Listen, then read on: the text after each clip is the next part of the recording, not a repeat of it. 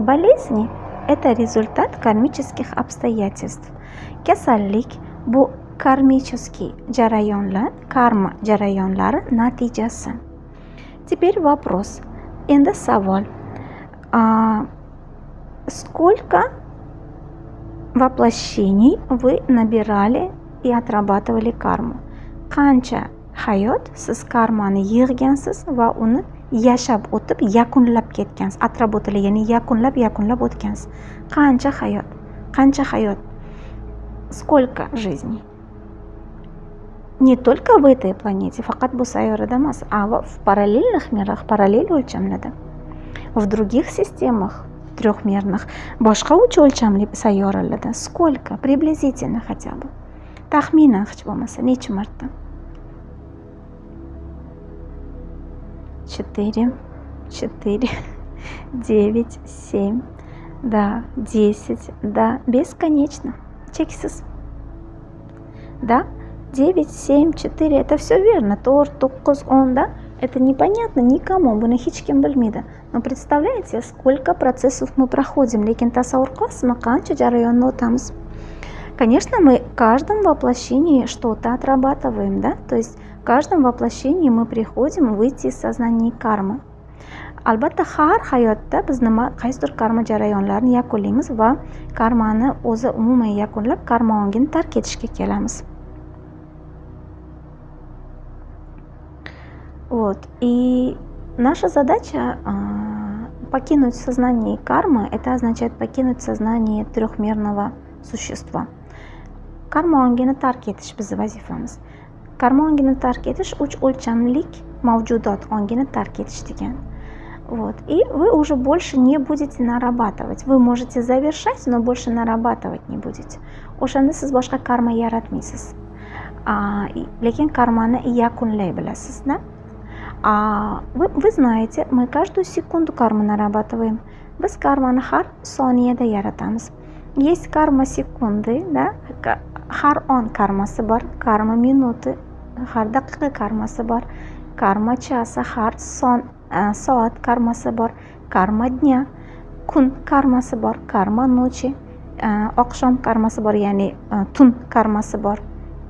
Есть karma года, да, есть karma жизни, есть karma воплощений, yil karmasi bor, hayot karmasi bor va bu hayotga kelganish asl sabab karmasi bor. Мы без конца можем нарабатывать кармические процессы. To'xtovsiz karma jarayonlarini, yangi va yangi karma jarayonlarini yaratamiz. Еще раз напомню, карма – это когда вы не сдаете экзамен, а остаетесь в младшем классе. Karma bu siz imtihon topshira olmadingiz da, yana boshqatdan eski sinfda qoldingiz, yana boshqatdan o'qishingiz kerak. То есть это когда ситуация создается, ya'ni vaziyat yaratilindi, вы не приняли, qabul qila olmadingiz, naorali, baqirib tashladingiz, и даже после этого не приняли, undan keyin ham qabul qilmadingiz, vывод не сделали, xulosa qilmadingiz.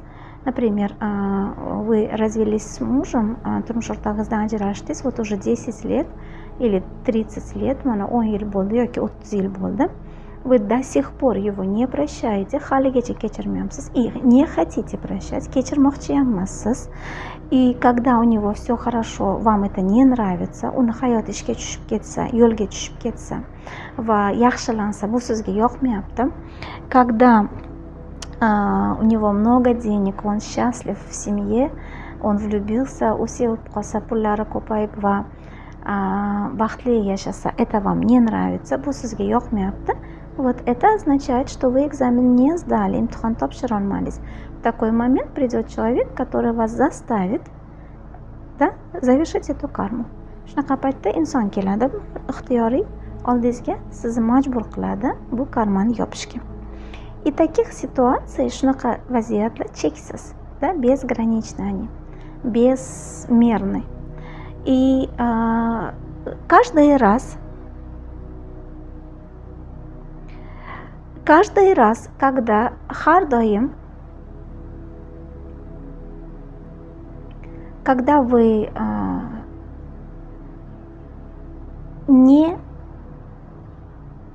неосознанно живете, в человеческом сознании живете, har doim siz ongsiz yashaganingizda, inson ongida yashayotganingizda, а человеческое сознание полностью направлено на выживание, а inson ongi butunlay hayot bilan kurashga qaratilgan.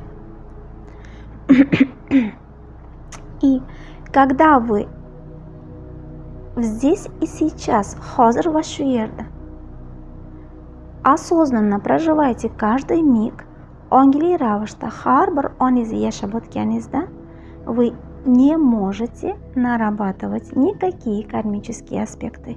Hech qaysi yo'l bilan hech qaysi karma aspektlarini yarata olmaysiz. Вам ваши вибрации не дадут, sizni vibratsiyalaringiz bermaydi. Поэтому очень важно эволюционировать, shuning uchun juda muhim evolyutsiyadan o'tish har doim. То есть без конца развиваться, cheksiz rivojlanish. Я вас очень прошу остановить чат. Chatni to'xtatib qo'ying, juda iltimos. Карму без остановки создает человек, который живет в человеческом сознании. Karmani to'xtovsiz yaratadi insoniyat ongida yashab o'tgan inson, который в спящем режиме живет, яни uxlash режимida yashab o'tgan, то есть полностью спит сознание, да, яни ong uxlayapti. Он ни на одну секунду ничего не хочет осознавать, hech qaysi bir soniyaga hech narsani anglamoqchi emas, осознавать и не хочет, и не планирует, xohlamaydi va rejada ham yo'q anglash. Вот это означает, когда человек каждую секунду что-то нарабатывает, да, har soniyada biror bir karmический jarayonni yaratib turadi без остановки, to'xtovsiz. Именно поэтому aynan shuning uchun, когда у нас тяжелые отношения с кем-либо, og'ir munosabatlar bo'lsa kim bilandir, и если они не решаются va u munosabatlar hal bo'lmayotgan bo'lsa, мы дальше и дальше тяжелее чувствуем себя. Borgan sari og'irroq va og'irroq his qilaveramiz o'zimizni. Все вот находиться рядом друг с другом все тяжелее и тяжелее становится, да? Bir-birimiz yonimizda bo'lish borgan sari og'irlashib boradi. Вот это означает, когда кармические отношения, карма munosabatlari, karmaga asoslangan munosabatlar, это означает, что мы полностью застряли в karме, которую наработали сами, да, o'zimiz yaratgan karmada turib qoldik degan. Поэтому очень важно, shuning uchun juda muhim покинуть это сознание, tark etish bu ongni. Покинуть нам помогает инициации, работы с собой, o'zimiz bilan ishlash, инициациyalar yordam beradi. В результате инициации частоты так поднимаются, инициациyalar jarayonida частота shu jarayonida частоталар shu darajada ko'tariladiki, что за счет этих частот, bu частоталар orqali пробуждается ген подлинного сознания, asl ong geni uyg'onadi. И это сознание вам не даст нарабатывать никакие кармические обстановки. Hech qaysi karma jarayonlarini yaratishga bermaydi bu частоталар. А наоборот, aksi bo'ladi. То есть даже если вы хотите влезть в карму, hattoki siz karmaga kirgisi kelsa ham, у вас не будет получаться. Qila olmay qolasiz.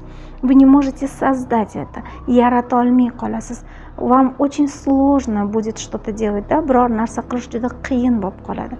Вам очень сложно будет создавать, то есть вы хотите ругаться, а у вас не получается. Это urishgisi kelyapti, lekin ilojingiz bo'lmayapti, да, то есть вот такие будут процессы. Shunaqa jarayonlar bo'ladi.